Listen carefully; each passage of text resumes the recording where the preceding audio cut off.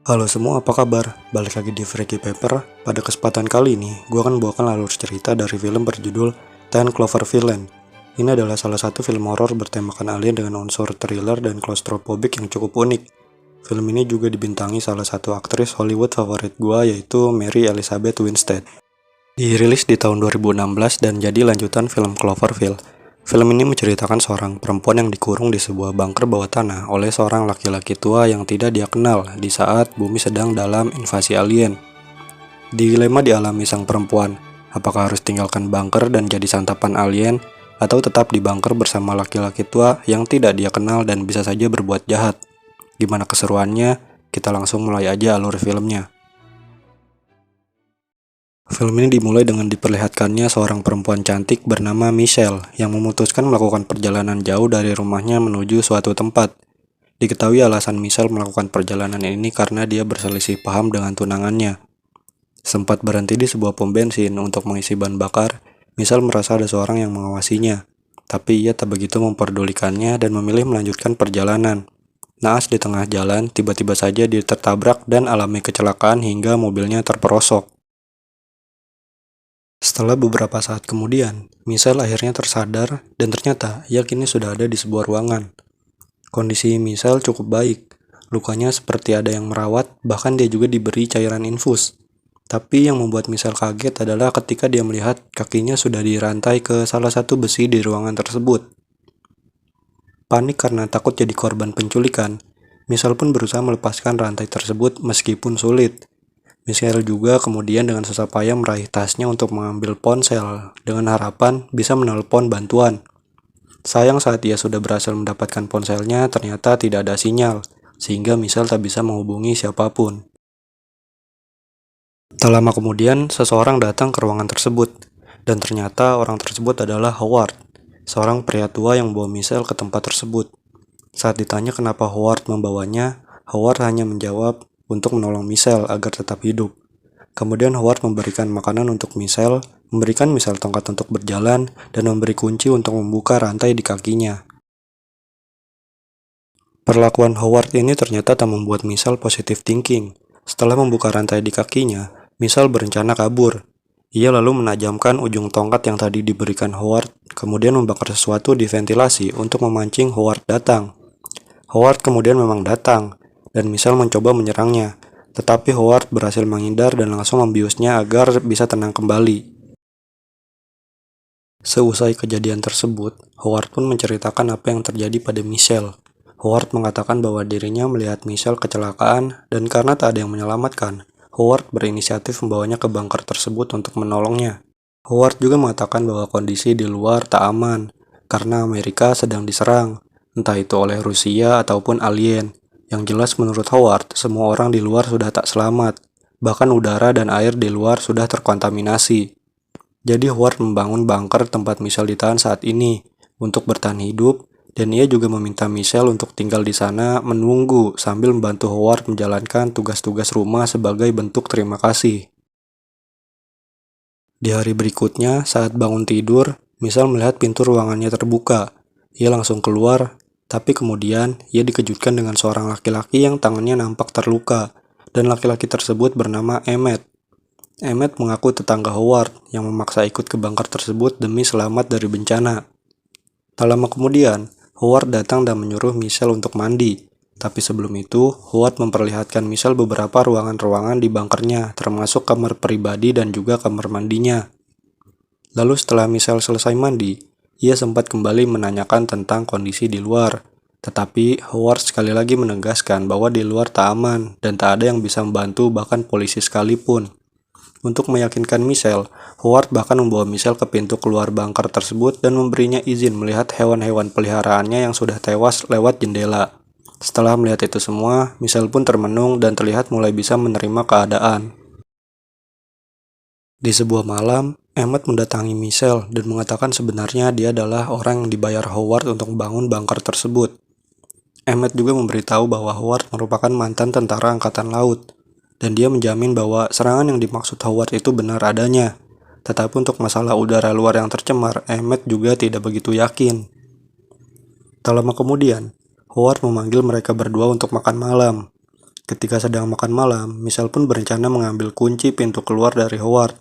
Setelah melakukan sebuah trik, Michelle pun berhasil mencuri kunci dari Howard. Kemudian ia langsung berlari ke pintu keluar. Dia berhasil menjaga agar Howard tak bisa menangkapnya. Namun saat hendak membuka pintu keluar, tiba-tiba saja muncul sesosok perempuan di jendela pintu dengan wajah penuh luka.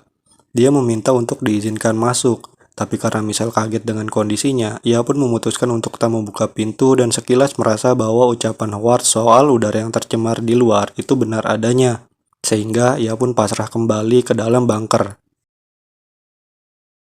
Setelah hal tersebut, Howard pun berbicara pada Michelle dan mengaku bahwa dialah yang sengaja menabrak mobil Michelle lalu membuat Michelle kecelakaan untuk membawanya ke bunker tersebut. Howard pun meminta maaf.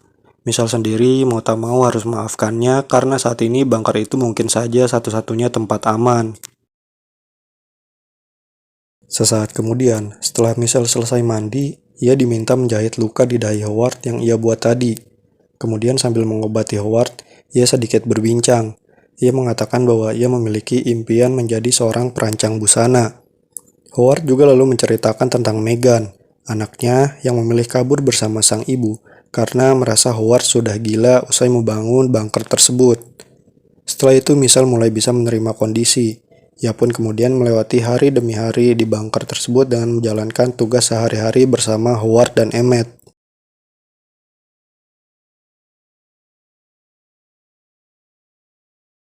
Sampai satu ketika, lampu peringatan menyala dan Howard mengatakan ada masalah di sistem penyaringan udara. Michelle pun diminta memperbaikinya karena hanya dia yang muat bergerak di saluran ventilasi. Karena tidak ada pilihan lain, Michelle pun terpaksa mengerjakan tugas tersebut. Dengan susah payah, Michelle akhirnya bisa masuk ke ruangan filter udara. Lalu dengan arahan Howard, ia pun membereskan masalah di sana. Tapi saat akan kembali, ia melihat sebuah jendela jalan keluar yang digembok Howard. Yang membuatnya kaget adalah di jendela tersebut ada bekas cakaran kuku membentuk tulisan help atau tolong. Michelle juga menemukan bekas anting yang berlumur bercak darah milik seorang perempuan di ruangan tersebut, yang membuat sekali lagi Michelle mencurigai Howard. Saat kembali, ia menceritakan apa yang ia lihat pada Emmett dan mengutarakan kecurigaannya pada Howard yang mungkin saja sudah membunuh Megan, anaknya sendiri. Michelle kemudian mengambil foto Megan yang tadi diperlihatkan Howard kepadanya, lalu ia memberinya pada Emmett. Saat melihat foto tersebut, Emmett mengatakan kalau perempuan di foto itu bukan Megan, melainkan Brittany, kakak kelas Emmett saat SMA, dan juga tetangga Howard yang sempat menghilang selama 2 tahun sebelum dinyatakan meninggal. Kecurigaan Michelle semakin menjadi saat dia menemukan foto lain yang memperlihatkan Howard dengan Megan yang sesungguhnya. Di titik ini kita tahu kalau Howard ternyata memang bukan orang baik, dan bukti tadi besar sekali kemungkinan dia adalah orang di balik menghilangnya Brittany, dan kemungkinan juga Brittany pernah ditahan di bunker tersebut sama seperti Michelle, dan bukan tidak mungkin nasib Michelle bisa saja berakhir seperti Brittany. Setelah itu, Michelle dan Emmett pun mulai menyusun rencana. Mereka memiliki 2 rencana utama. Pertama, melumpuhkan Howard, dan kedua, bagaimana caranya mereka bisa tetap keluar tanpa mengkhawatirkan udara yang tercemar. Akhirnya mereka pun memutuskan membuat baju hazmat dengan memanfaatkan tirai mandi yang dibuang Howard usai Emmett mengatakan bahwa tirai mandi tersebut sudah tercemar. Setelah mengumpulkan bahan-bahannya, Emmett dan Michelle pun mulai membuat baju hazmat tersebut tanpa sepengetahuan Howard. Tapi sayang di satu momen, rencana Michelle dan Emmett ini tercium oleh Howard. Ia pun meminta mereka mengembalikan tirai mandi yang mereka ambil. Emmett sempat berusaha membela Michelle dan meminta maaf, tetapi karena Howard kadung kesal, ia pun membunuh Emmett dengan sebuah revolver. Michelle yang melihat kejadian tersebut langsung syok. Setelahnya, Michelle bertekad benar-benar kabur daripada tetap berada di bunker tersebut bersama si pria gila Howard. Keesokan harinya, setelah menyelesaikan baju hazmatnya, Michelle didatangi Howard yang menawari makan malam. Tetapi Howard tak sengaja melihat bagian baju hazmat Michelle di bawah kasurnya. Howard pun kesal dan langsung mengejar Michelle yang lantas kabur. Michelle kemudian masuk ke sebuah ruangan dengan tong berisi cairan korosif yang dipakai Howard untuk melarutkan mayat Emmett. Saat Howard datang mengepung, Michelle dengan sengaja menumpahkan cairan tersebut hingga mengenai Howard yang langsung kesakitan. Saat Howard dilumpuhkan Michelle, sesegera mungkin ia mengambil baju hazmatnya. Tetapi saat ingin menuju pintu keluar, ternyata Howard masih selamat namun dengan luka bakar parah.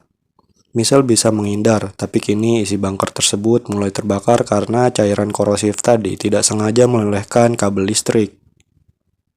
Michelle kemudian kabur melewati ventilasi udara tadi. Dengan susah payah menghindari Howard, Michelle akhirnya berhasil keluar usai membuka gembok jendela ruangan filter udara tadi dengan sebuah alat. Ketika sudah di luar, Michelle mendapati hari ternyata sudah sore. Ia kemudian mengamati sekitar dan sadar bahwa udara di luar ternyata tidak tercemar sama sekali. Ia pun kemudian melepas helm yang ia pakai. Kemudian dari kejauhan, Michelle melihat sebuah objek raksasa melayang di langit. Objek tersebut kemudian mendekat ke arah Michelle setelah melihat ledakan bunker tempat Michelle berada. Saat mendekat, diketahui ternyata objek tersebut adalah sebuah kapal milik alien yang sangat besar. Michelle pun langsung kabur. Ia sempat melihat sebuah mobil, namun mobil tersebut terkunci. Ia kemudian memutuskan bersembunyi di sebuah kandang ayam, tempat di mana ia menemukan mayat si pemilik mobil dan mendapatkan kunci mobil tersebut. Setelah mendapatkan kunci mobil tersebut, Michelle berpindah ke sebuah mobil pickup untuk bersembunyi lagi. Tapi di luar dugaan, ternyata pesawat alien tersebut mengangkat mobil pickup tempat Michelle bersembunyi dan berencana melahapnya. Saat Michelle diambang kematian, ia menemukan sebuah korek api dan juga sebuah botol wine di mobil tersebut. Dengan cekatan, Michelle membuat sebuah bom molotov yang ia lemparkan ke mulut pesawat alien tersebut, yang seketika memusnahkannya. Setelah berhasil membasmi alien tersebut, Michelle langsung kabur menaiki mobil yang tadi ia temui. Kemudian di tengah jalan, melalui siaran radio, diketahui bahwa bumi memang sedang dalam invasi makhluk luar angkasa, dan diinfokan bahwa tempat aman saat ini adalah kota Houston. Seketika, Michelle pun mengarahkan mobilnya ke kota Houston. Film pun diakhiri dengan mobil Michelle yang mengarah ke kota Houston, dan dari jauh terlihat siluet alien raksasa yang nampak sedang berperang melawan umat manusia.